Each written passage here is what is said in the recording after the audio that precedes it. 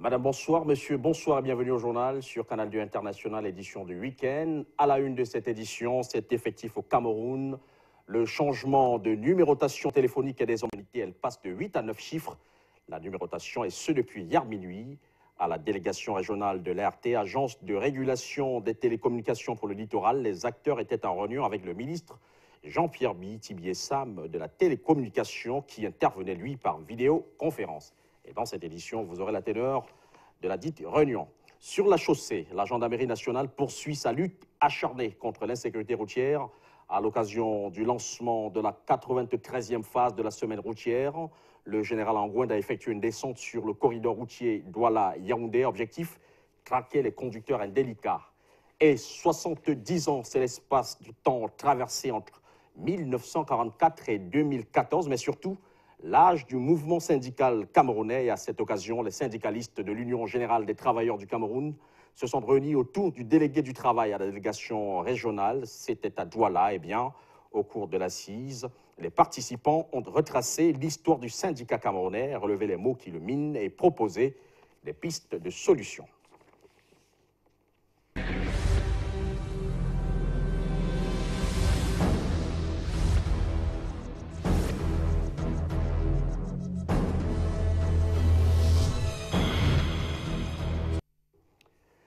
Télécommunications, basculement de 8 à 9 chiffres. Depuis hier minuit, c'est effectif. Les numéros de téléphone au Cameroun sont passés de 8 à 9 chiffres. Et à la délégation régionale de l'ART, agence de régulation des télécommunications pour le littoral, eh bien, les acteurs étaient en réunion avec le ministre Jean-Pierre Bihi-Tibié-Sam des télécommunications qui intervenait par vidéoconférence. La teneur des assises avec Mayra Mouloukman. Dans cette salle de la délégation régionale de l'Agence de régulation des télécommunications se tient une vidéoconférence. Le ministre des Postes et Télécommunications Jean-Pierre Bihi-Tibié-Sam coordonne avec ses collaborateurs du littoral le basculement des numéros de téléphone de 8 à 9 chiffres au Cameroun. Cette nuit de vendredi à samedi, l'opération est en simultané dans les 10 régions. Pour ce qui est de la suite, nous allons continuer à sensibiliser nos clients, ce d'autant plus que nous avons des préfixes qui vont changer dans 28 départements. Donc vous comprenez, la tâche est vraiment très longue et laborieuse. Déjà, c'est une réussite et je tiens à leur tirer mon chapeau. C'est une réussite, effectivement, parce que il y a des évolutions qui ont impacté le secteur ces dernières années et il était important que le basculement à 9 chiffres soit une réussite. Donc le ministre l'a noté, le DG de l'ART également, donc nous en sommes très fiers et nous sommes ravis d'avoir pu contribuer de façon efficace à cette opération. L'opération a démarré depuis 2012 suite à la saturation du plan de numérotation à 8 chiffres. Aujourd'hui, on est passé à 9 chiffres. Nous avons un réservoir énorme de numéros en réserve. Et il faut comprendre que cette année, ça a été un peu plus complexe. Parce que quand on est passé de 7 à 8 chiffres, il n'y avait pas de nouveaux services comme on a aujourd'hui, c'est-à-dire les services de géolocalisation, le langage de machine à machine, c'est-à-dire la télédétection. Il n'y avait pas tous ces services-là. Et avec le nombre croissant d'abonnés, l'opération a pris beaucoup plus de temps. Une grande sensibilisation s'impose afin d'expliquer aux abonnés le processus. Ça a été un peu très lourd parce que vous savez, il y a quelques années, nous n'avions pas le même nombre d'abonnés de la téléphonie. Aujourd'hui, ce nombre se situe entre 15 et 20 millions, donc c'est un nombre important. Donc ça dépend donc de chaque opérateur. Je voudrais vous dire pour Camtel par exemple qu'il y a un nombre assez réduit d'abonnés. Le processus a été bouclé pratiquement autour de minuit, minuit 20. Et pour les autres opérateurs, le processus a continué et c'est à partir de minuit 40 et minuit 45 qu'on a commencé à avoir les premiers abonnés des opérateurs comme Nextel et Orange et MTN. Ici on rassure. Désormais, les abonnés peuvent passer leur coup de fil sans problème. À Garoua, dans la région du Nord Cameroun, le lycée de Djamboutou vient de traverser une vive tension. Un enseignant a été giflé par un parent d'élève, ce qui a eu le don de révolter toute la communauté éducative de cet établissement scolaire. Les cours ont d'ailleurs été boycottés pour dire non à de tels actes. Le reportage de Javis Nana et Adamou Sadio. Nous sommes dans l'enceinte du lycée de Garoua-Djamboutou. L'ambiance est à la grève. Les esprits sont surchauffés. Les enseignants et les élèves, ce 19 novembre, ont décidé d'arrêter les cours. Ils sont solidaires au professeur de sport Maïlassou qui a reçu la veille une violente gifle d'un parent d'élève. C'est un acte inacceptable. L'établissement scolaire tout entier dit son mécontentement. Le proviseur explique.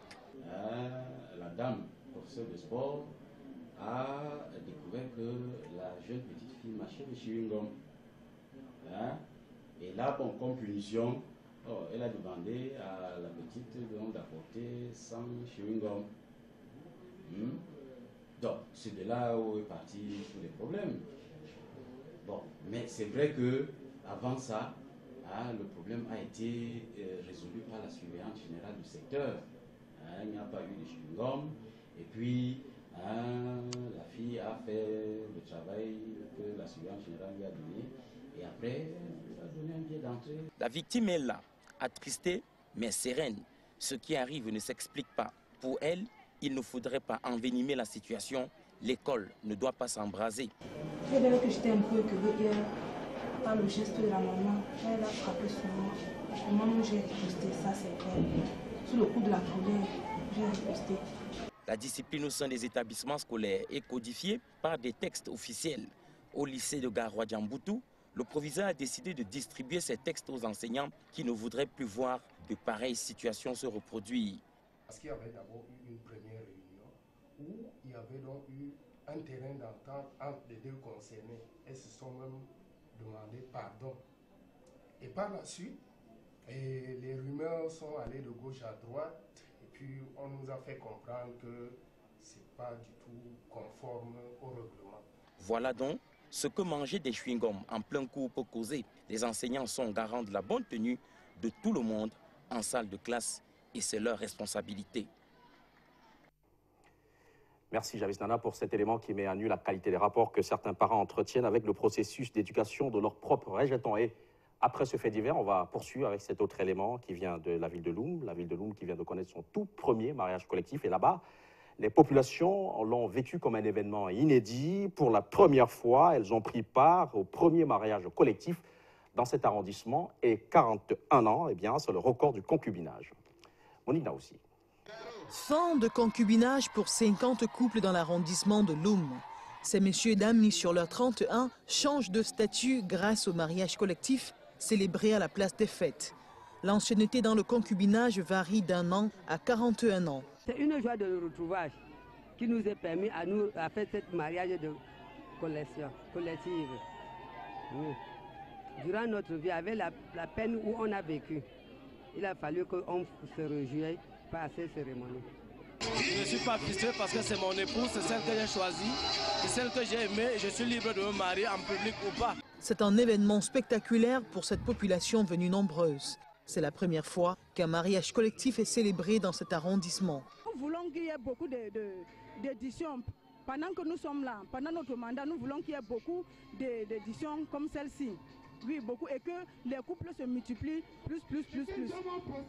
Les mariages collectifs que nous célébrons aujourd'hui, c'est pour encourager les Camerounais de vivre ensemble parce que nous savons ce que le je viens en reste crée comme désordre, surtout dans notre unité de commandement où la majeure partie des couples ne sont pas légitimement mariés. La légalisation des unions accorde à toutes les parties un statut juridique. Avec ces actes de mariage, les conditions de vie de plusieurs de ces couples seront changées parce qu'ils peuvent avoir droit dès cet instant aux allocations familiales pour ceux d'entre eux qui ont des emplois salariés. Reste attendu que cette célébration fasse tache d'huile ailleurs. Repartons dans le septentrion camerounais, plus précisément dans la région du Nord, avec ce problème de latrine qui constitue une sérieuse préoccupation dans cette partie du Cameroun. Et le ministre Basile Atang Nakuna lance l'opération Une famille, une latrine. C'était à l'occasion de la célébration de la 2e journée mondiale des latrines instituée par les Nations Unies. Le reportage de Robert Charlitok. Le choléra cette année encore a fait plusieurs victimes dans le Nord Cameroun. Les communes les plus touchées sont celles de Pitois, Mayo-Oulo, Bibemi, Gachiga et Garoua 2. Selon les spécialistes de la santé et d'autres organismes d'encadrement des populations, cette maladie est le plus souvent causée par les mauvaises conditions d'hygiène et la défécation à l'air libre. Le rôle de l'UNICEF a été de tout temps d'aider en appui technique, en appui à la réflexion, à l'orientation au niveau des pays, en particulier ici le Cameroun, pour qu'on ait une prise de conscience collective au niveau des communautés à la base, afin de mettre fin à la défécation à l'air libre. Dans le monde, 2,5 milliards d'hommes sont touchés par cette attitude. Pour venir à bout de ce phénomène, depuis 2013, les Nations Unies ont constitué la journée du 19 novembre comme journée mondiale des toilettes. Pour cette deuxième édition, le Cameroun a choisi de la célébrer dans le Nord et le ministre de l'Eau et de l'Énergie y était représenté. Le gouvernement de la République, pour répondre à votre question, s'implique quotidiennement pour traduire dans les faits des résolutions du système des Nations Unies, puisque ce sont les nations qui ont décidé que le 19 novembre devrait être une journée mondiale pour magnifier les toilettes. La célébration de cette journée permettra de changer les comportements, amener les familles à construire des toilettes et aussi augmenter le taux de couverture nationale dans la construction des latrines. Le thème retenu à l'international est égalité et dignité. Et au Cameroun, celui retenu est stop à la défécation à l'air libre.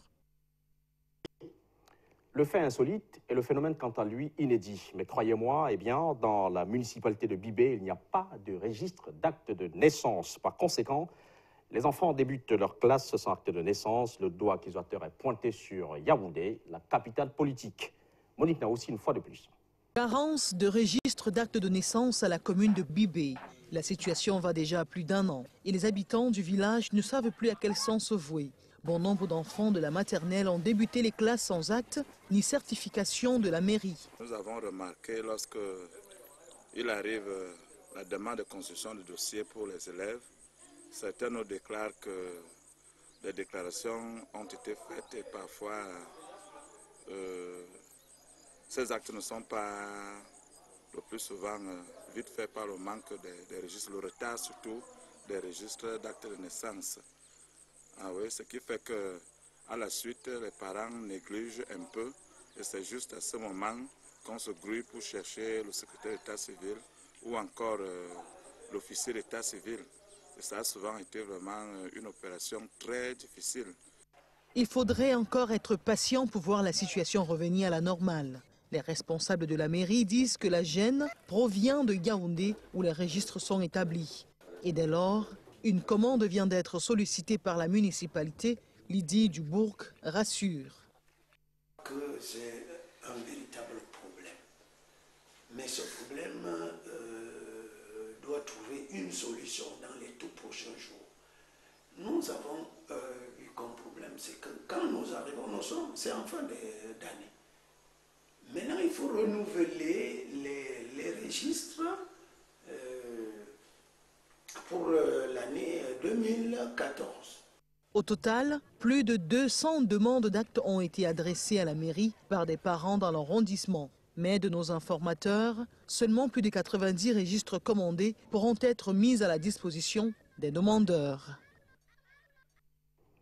Lutte contre la pollution, les nouveaux responsables des services déconcentrés du ministère de l'Environnement, de la Protection de la Nature et du Développement durable de la région du Sud-Ouest se disent déterminés à gagner la bataille contre les emballages plastiques non biodégradables. Engagement pris à Bouya au terme de leur prestation de serment. Inès Daniel Ondouambala. Main droite levée, ces responsables de la délégation régionale du ministère de l'Environnement, de la Protection de la Nature et du Développement durable s'engagent à remplir leur mission de préservation de l'environnement. Ils viennent de prêter serment à Bouya. Devant les hommes de droit, ils disent leur détermination de respecter les lois et règlements qui régissent la protection de la nature. Du fait que la zone du sud-ouest a une longue côte maritime de Limbe et Tipo jusqu'à Edinao, et du fait de plusieurs aires protégées, plus les monts qui sont dans cette zone des plans environnementaux méritent d'être pris avec considération et ils sont diversifiés. Et plus à cela, nous avons lancé une guerre, le ministère en charge de l'environnement a lancé une guerre contre les emballages plastiques non biodégradables. La région du Sud-Est partage une longue frontière avec le Nigeria, grand producteur des emballages plastiques non biodégradables. Il est question pour ces responsables du MINEPDEP de lutter contre toute pratique pouvant favoriser la pollution de l'environnement. La bataille est donc ouverte contre les emballages plastiques non biodégradables dans le Sud-Ouest. Les jeunes collaborateurs qui viennent de prêter serment ont vraiment beaucoup à faire parce que la région du Sud-Ouest est vraiment inondée par les emballages plastiques venant du Nigeria. Et ils ont vraiment donc beaucoup à faire pour le moment. Non seulement il faut se poster pour barrer la voie à ces plastiques, mais aussi pour lutter contre la pollution maritime au niveau de la zone maritime qui va de Dina au Limbe jusqu'à Tiko. Ces gendarmes de la protection de l'environnement sont appelés à militer pour l'assainissement de la nature pour une planète vivante.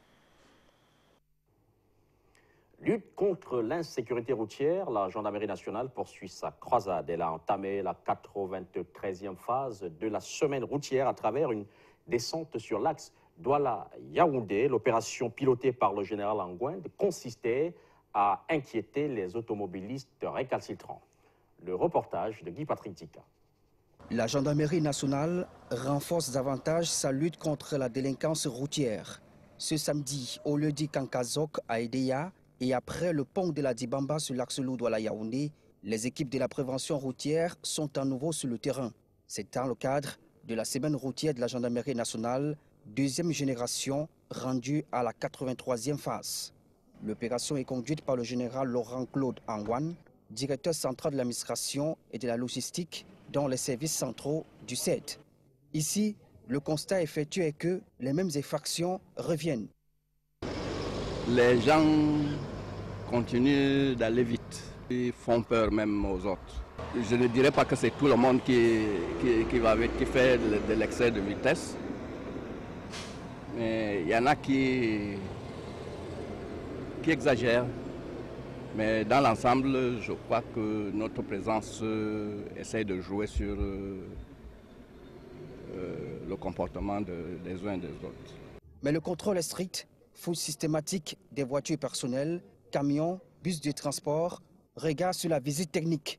Tout automobiliste qui n'est pas en règle est frappé d'une amende. Pour cette phase, un accent particulier est mis sur les poids lourds. Je vous dis que c'est les gros porteurs et des grumiers particulièrement.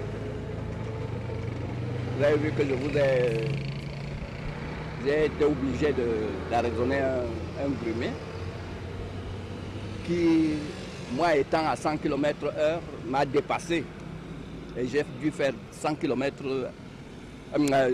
10 km après lui pour le rattraper et lui faire savoir que sa conduite était dangereuse. Pour la gendarmerie nationale, l'objectif de cette campagne est de parvenir à un retour d'une conduite responsable et au sens civique chez les automobilistes.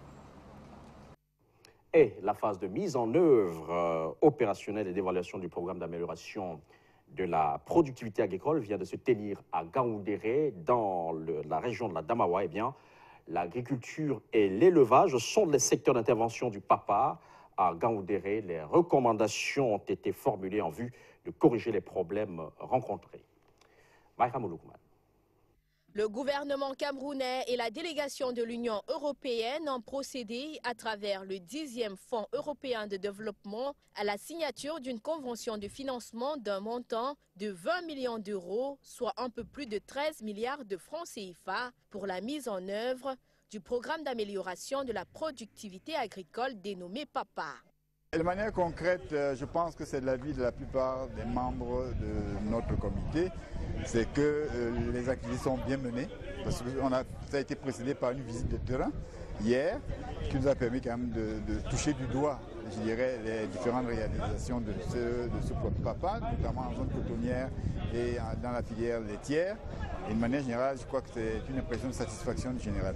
Il s'agit de former, équiper et structurer les acteurs de la filière laitière pour sécuriser leurs revenus et mieux approvisionner les marchés de consommation en utilisant de manière plus efficace et durable les ressources naturelles et de production, promouvoir la diversification des spéculations pratiquées en zone cotonnière par le renforcement des organisations professionnelles et contribuer à l'amélioration de la productivité des filières cacao et café pour un appui à la production et à la diffusion de matériel végétal amélioré.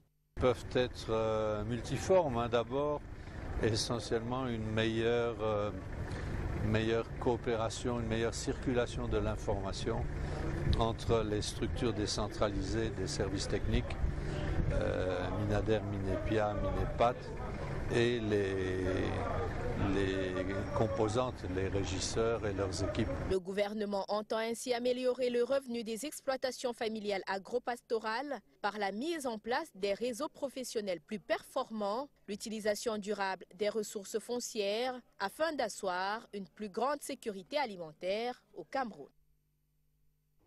Nous l'annoncions en titre, le mouvement syndical camerounais a 70 ans, un anniversaire que les syndicats justement de l'Union des travailleurs du Cameroun a tenu à magnifier, occasion pour eux de revisiter l'histoire du syndicat au Cameroun et examiner les mots qui le minent dans une démarche de recherche de solutions adéquates. Robert Charlitoc, compte rendu des assises. Un hymne fédérateur des syndicalistes unis autour d'un idéal. Nous sommes à Douala et le mouvement syndical camerounais célèbre ses 70 ans. Occasion pour le délégué régional du travail pour le littoral de retracer les tares qui minent le mouvement syndical camerounais. Le mouvement syndical au Cameroun semble écrire des pages sombres. En effet, le mouvement syndical aujourd'hui se caractérise plus par le désordre que toute autre chose. Le syndicat se reconnaît tout de même l'instauration d'une commission consultative de travail, la fixation des zones de salaire et du SMIC, l'application de l'égalité de salaire, le libre exercice du droit syndical. Les mots existants en son sein seraient l'action de l'administration. C'est vrai qu'on accuse aujourd'hui qu'il y a le désordre dans le mouvement syndical camerounais, mais on n'a jamais dit qui a mis le désordre. Ce n'est pas effectivement les syndicalistes qui sont les premiers à foutre le désordre dans son milieu, mais c'est ceux qui sont en train de gérer le Cameroun qui mettent le désordre, qui ne veulent pas voir le mouvement syndical camerounais bien organisé. Mais ça aussi, ça ne doit pas faire l'excuse pour les syndicalistes. Le chemin pour le syndicalisme camerounais reste long. Pour l'Union générale des travailleurs du Cameroun, renforcer les capacités de ses membres reste l'axe premier pour une construction véritable du dialogue social. Beaucoup reste à faire dans le mouvement syndical camerounais. Et je crois que la solution aujourd'hui, c'est pour qu'on puisse former les jeunes, pour que ces jeunes-là soient demain, reflètent l'image des premiers syndicalistes camerounais. Parce que je dis, nous aujourd'hui, on a échoué. Les syndicalistes présents ont été exhortés à faire du syndicat un mouvement fort, apte, responsable et respectueux comme l'ont institué les pionniers connus de tous. Au cours de la cérémonie, les parchemins de fin de formation ont été remis à 70 syndicalistes formés par l'Union générale des travailleurs du Cameroun. Et à la suite de cet élément que signe Robert Charlitoc, disons que dans la région du Sud-Ouest, les responsables de l'Institut de statistique soulignent l'importance des données chiffrées dans la mise en œuvre des projets de développement pour l'amélioration des conditions de vie des Camerounais. C'était à Boya à l'occasion de la journée africaine de la statistique. Inès Daniel Ondouambala. La journée africaine de la statistique joue ses prolongations dans la région du Sud-Ouest.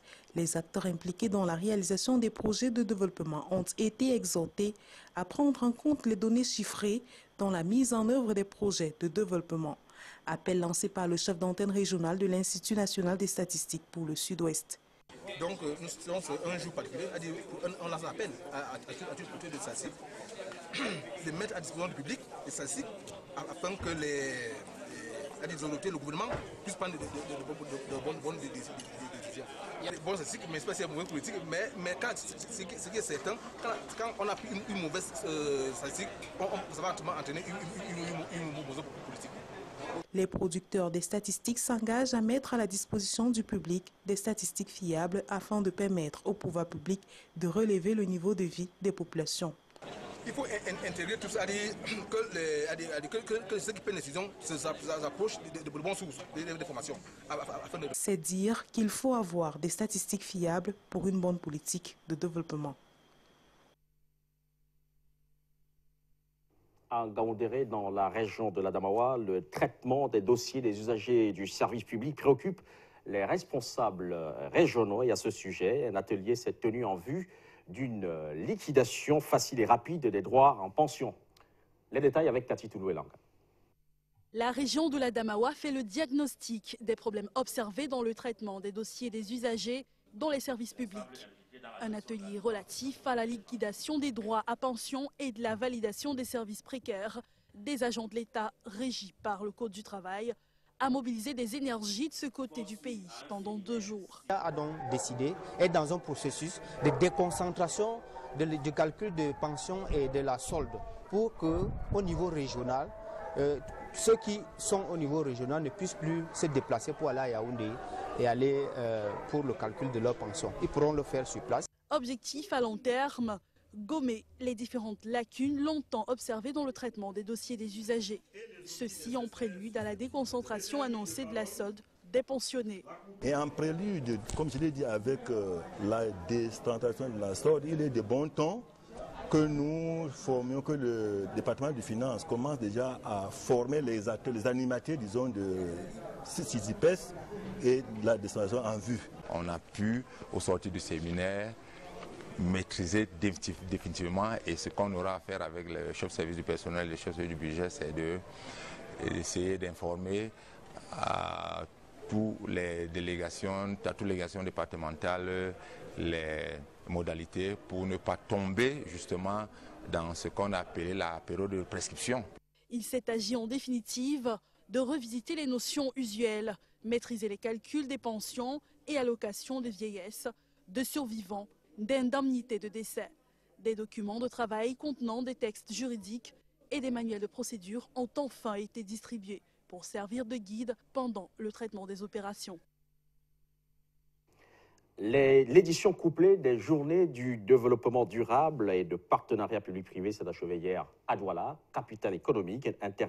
Justement, l'intérêt de ces journées réside dans la volonté d'informer les populations sur les actions entreprises par la communauté urbaine de Douala et surtout intéresser les investisseurs publics et privés.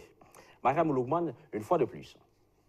Le thème retenu cette année, Douala, ville durable. Cette édition couplée des journées de développement durable et de partenariat public-privé qui s'achève était l'occasion de donner la possibilité aux habitants de la ville de Douala de se familiariser au concept et aux enjeux du développement durable. Les différents acteurs évoluent en ateliers et dans des conférences-débats en présentant les actions de développement durable implémentées par la communauté urbaine de Douala. La communauté urbaine a mis l'accent sur le partenariat privé-public en interpellant le privé qu'il peut participer à travers la mise en œuvre des projets identifiés qui peuvent bénéficier aux deux parties et à la ville, afin que la ville humaine atteigne le stade d'une ville durable. Autour de ces 2 journées, l'évocation du partenariat public-privé pour la construction d'une ville de Douala durable. Quand le projet est réalisé en public uniquement, c'est-à-dire moi, partenaire public, je mets mes fonds, je suis un peu laxiste dans le suivi du projet, dans la réalisation du projet. Ça ne coule pas de source. Mais quand il y a quelqu'un d'autre qui est associé à moi, lui il a un œil extérieur et ça fait que 2 personnes qui boostent le projet, ça va plus facilement. Ce qui permettrait au public porteur de projets de trouver des financements privés qui faciliteront leur réalisation. Mesdames, Messieurs, c'est sur ce que nous mettons un terme à cette édition du journal. Merci de l'avoir suivi. Excellent week-end à tous et à toutes. Retrouvons-nous demain pour un nouveau numéro sur Canal 2 International.